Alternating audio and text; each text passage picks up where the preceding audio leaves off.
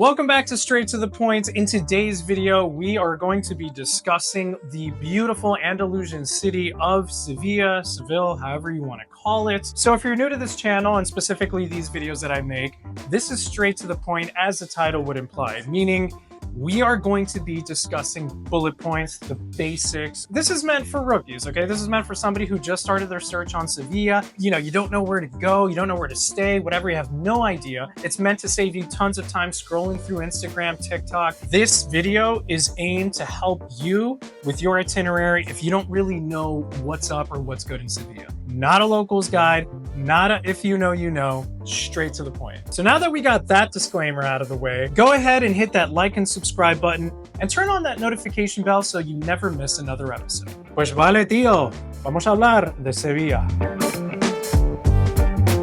There's a few ways to get to Sevilla. Took the AVE, which is the high-speed train from Valencia to Santa Justa station, which is the Grand Central station of Sevilla, so to speak. And you can hook a train from anywhere in Spain, so that's not really an issue. It'll get you right to Santa Justa. But of course, if you're traveling from another country, you're probably going to land at SVQ. In typical European city fashion, the airport's further away, so you can't go wrong either way. It just depends on what's more convenient for you. Where you want to stay in Sevilla, in my opinion, is pretty clear, pretty obvious, and yes, it is of course a touristy spot, but it's Barrio Santa Cruz. That's the neighborhood that has all those cute, super narrow alleyways. We're talking like some areas it's like 7 feet narrow, like it's really narrow. But that brings a charm and a uniqueness, and I really think that when you're going to Sevilla, you should embrace that uniqueness and you should stay in Barrio Santa Cruz. Of course, if you want something a little more local, you can go stay in Triana. So if you've ever been to Rome, the way that I describe Santa Cruz versus Triana is the way that I would describe staying in Campo de Fiori versus staying in Trastevere.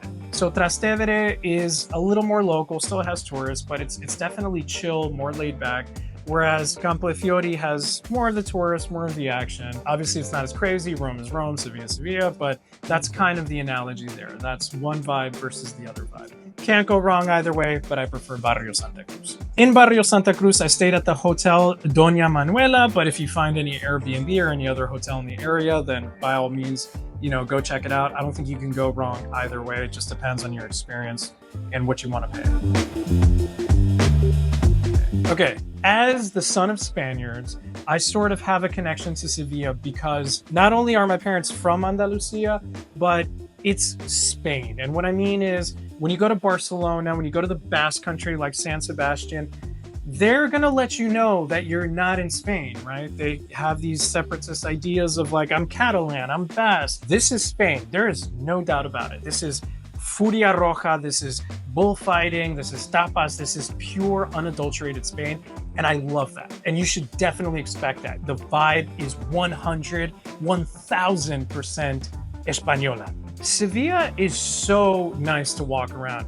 And maybe because it's so damn hot, they decided to have so many like parks and gardens everywhere. So whether it's Jardines del Prado, Maria Luisa, Jardines del Bujaira, which is like the Moroccan influenced one. There's a lot of like nice leisurely parks for you to just stroll along and enjoy maybe an afternoon or something. So it's a very, very pretty city. Prepare for the heat. It's really, really hot. Okay, there's no two ways about it. So prepare for that. Another thing I love about Sevilla is that it's actually really cheap. Spain in general is not that expensive compared to other European countries, but Sevilla is a cheaper big city in Spain. Prices are very fair, and you gotta love that. It's also an extremely clean city, considering some parts of Spain maybe aren't as clean, especially if you like go to Barcelona or whatever. Like, it's a really, really clean city, and it has a university feel to it.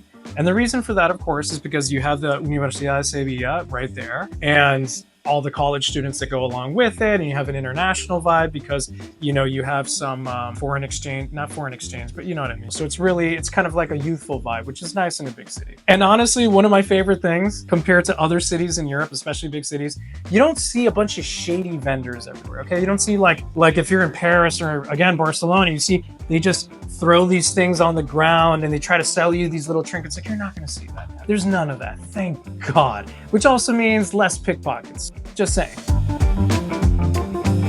Not for nothing, but you're in Spain, and when you're in Spain, you need to eat, man. Okay, don't go eating burgers and shit. Shame on you. Eat Spanish food because it's one of the top cuisines in the world.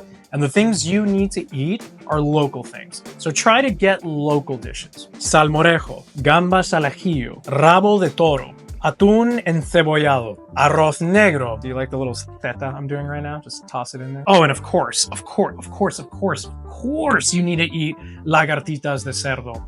Whew, that's so good. A spot I ate at, I'm not sure if it's closed or just temporarily closed, I'm not sure, as of 2025, but it was the Hosteria del Laurel, and it was in Barrio Santa Cruz. And I would just keep going there to eat, man. Like, their dishes were top tier, but you can go anywhere in Triana, you can go so many places, you're gonna have top tier food. Just understand what you're ordering, keep it local. You're gonna get the best stuff if it's local. The Real Alcazar de Sevilla, that place is incredible.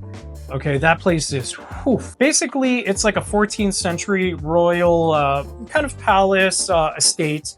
And the Christians who took it over decided to kind of reconstruct it in mudéjar form, which is like the old North Africans who were occupying that territory for centuries, because they had respect for their architecture. It's just strewn with geometric shapes, symbolism. If you're big into math or astrology, like, you're gonna geek out here. The whole architecture is influenced by the Umayyad period, and again, the caliphate that took over that part of Spain, or most of Spain, for all those years. And that's just the inside. Like, once you go outside, the gardens are incredible, like super ornate, filled with mazes and fountains and things like that. Like, it is spectacular. Like, it is a must visit. I know it sounds kind of basic, but just walking around Santa Cruz is an experience unto itself, right? Like, just going street by street, alleyway by alleyway, observing the little galleria, balconies, peeking into like these endless amounts of courtyards, because courtyards back in the day were sort of a status symbol. So everybody would just try to outdo their neighbor in terms of like prettier courtyards. So you see these very North African, by the way, very much what you see in like Marrakesh, in Riyadh. You see a lot of that in Sevilla. Again, that's that North African influence that was so incredible for the culture of Andalusia.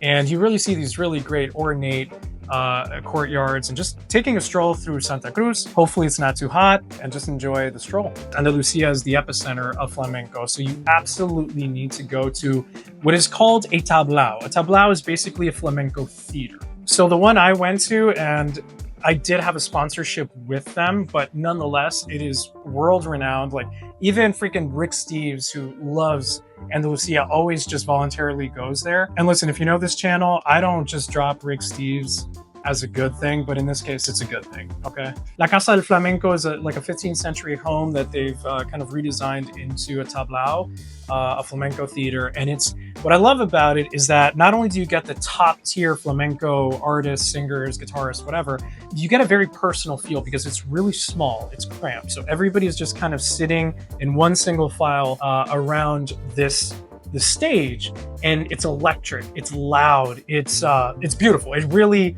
truly is. And you don't even, like, I'm not even a huge flamenco fan in terms of the art form, but I found it to be gorgeous. And yes, you're seeing some B-roll footage of La Casa del Flamenco, but you are not allowed to shoot at all. Any kind of cell phone photography, videography is completely sort of banned. They're kind of mean about it, but I understand. They don't want that experience ruined because people share it on Instagram or YouTube. They want you to go there to understand what it's like.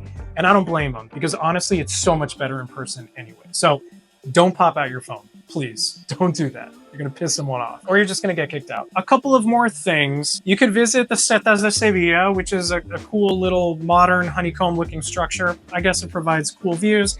It's kind of weird, it's funky, it's there, why not? La Plaza de España is great, top tier, really. It's incredible. Again, more gardens, but it is truly incredible. Definitely take the time to go there. And the Sevilla Fair. So it's not year round, it's actually an event that's hosted a couple of weeks after Semana Santa, so Holy Week. So it's usually in like early May. It's at the Sevilla Fairgrounds. What it basically is like a giant, I guess, festival carnival, lots of drinking sherry and getting wasted off of that. Tons of great food, tons of dance. So it's like a good time. But again, it's really, you gotta be there. You gotta be there in early May, otherwise you're never gonna catch it. My final thoughts on Sevilla. To me personally, and I've been to Spain quite a few times, and my parents are from Spain, it is my favorite city in all of Spain. And that says a lot because Spain has some incredible cities. And I do feel like because everybody ends up going to Madrid or Barcelona or Bilbao, whatever, they do miss out on Sevilla. If you ask me, Valencia or Sevilla, it's not even close. Like, Sevilla might not have a beach, but Sevilla is incredible. And it's small enough, but still busy enough. And the food is excellent. And the people are the nicest people in all of Spain. Andalusians are amazing. And again, I'm not saying that because I'm biased because it's in my blood. I'm just saying, to be honest, it's a vibe. And I feel like it's underrated. I feel like everybody looks elsewhere, for real. Like, Sevilla is a top tier European city. Forget Spain. Top tier European city. Absolutely need to go. Well, that's it. I hope you guys enjoyed my straight to the point video on Sevilla. As always, if you like this video, go ahead and hit that subscribe button and turn on that notification bell. If you have any questions on Sevilla, go ahead and drop them in the comments and I'll get right to it. I'll catch you guys on the next one.